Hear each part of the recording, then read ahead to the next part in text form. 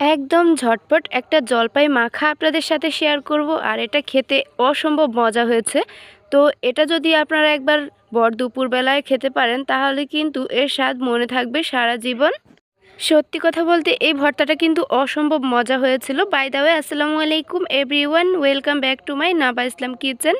কেমন আছেন সবাই? আশা করছি আল্লাহর রহমতে অনেক ভালো আছেন।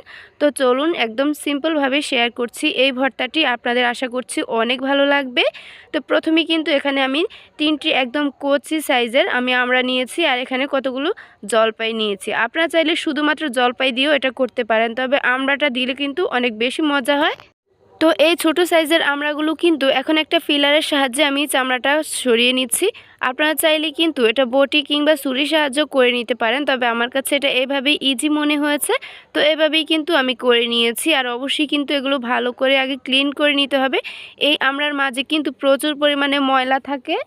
জলপাইয়ের সাথে এই আমড়াটা দিলে কিন্তু এই ভর্তাটি খেতে একটু বেশি মজা হয়।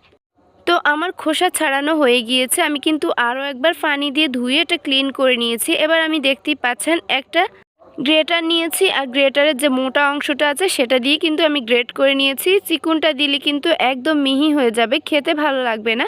তো আমি এটা দিয়ে গ্রেট করে নিচ্ছি। প্রথমে আমি আমড়াগুলো গ্রেট করে নিচ্ছি, আর আপনাদেরকে একটু দেখিয়ে দিচ্ছি এটা কেমন হচ্ছে। এটাই কিন্তু একদম পারফেক্ট আছে। তো আমার সবগুলো আমরা গ্রেড করা হয়ে গিয়েছে। এখন আমি জলপাইগুলোও গ্রেড করে নিচ্ছি একইভাবে। অবশ্যই কিন্তু এই কাজটা করার সময় একটু সাবধানতা অবলম্বন করবেন, হাতটা কেটে যাওয়ার সম্ভাবনা থাকতে পারে। আমরা তো অনেকভাবেই ভর্তা কিংবা মাখা করে থাকি, যে যেটাই বলেন না কেন। এইভাবে কিন্তু একবার বাসায় ট্রাই করে দেখতে পারেন, এটা এভাবে খেতে অসম্ভব মজা হয়। আপনাদের সাথে কথা বলতে বলতে কিন্তু আমি সবগুলো আর জলপাই এখানে গ্রেড করে নিয়েছি। তো গ্রেট করার পর দেখিয়ে দিচ্ছি, দেখতেই পাচ্ছেন মাশাআল্লাহ এগুলো অনেক সুন্দর দেখা যাচ্ছে।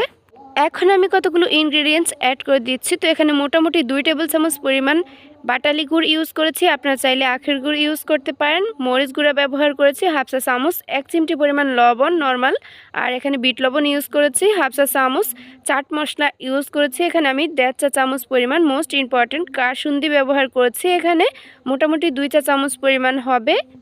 আপনারা চাইলে এখানে মরিচ গুঁড়ার পরিবর্তে চিলি ফ্লেক্স অ্যাড করতে পারেন, আর আমি কিন্তু এখানে বীজগুলো ফেলে দেইনি, বীজটাও কিন্তু এখানে নিয়েছি। আমার কাছে এটা খেতে অনেক ভালো লাগে। এখন এই সবগুলো ইনগ্রিডিয়েন্টস ভালো করে হাত দিয়ে মিক্স করে নিয়েছি। ভর দুপুরে এরকম একটা ভর্তা খেতে পারলে কিন্তু অসম্ভব ভালো লাগে। আপনারা কিন্তু বাসায় এভাবে একবার ট্রাই করে দেখতে পারেন। আর এই ভর্তাটি খেতে অনেক বেশি মজা হয়েছিল, কারণ এখানে কিন্তু আমি কাসুন্দি ইউজ করেছি। আর যে কোনো ভর্তায় কিন্তু কাসুন্দি ইউজ করলে ওই ভর্তাটা খেতে অসম্ভব ভালো লাগে। মোস্ট ইম্পর্ট্যান্ট এখানে কিন্তু চাট মশলা ব্যবহার করেছি, অবশ্যই চাট মশলাটা ইউজ করবেন, তাহলে খেতে ভালো লাগবে। আরও একটা কথা, আপনারা কিন্তু এখানে গুড়ের পরিবর্তে চাইলে চিনি ইউজ করতে পারেন, তবে চিনিটার পরিবর্তে গুড়টাই কিন্তু বেশি ভালো লাগে। আজকের মতো এখানে বিদায় নিচ্ছি, আল্লাহ হাফেজ।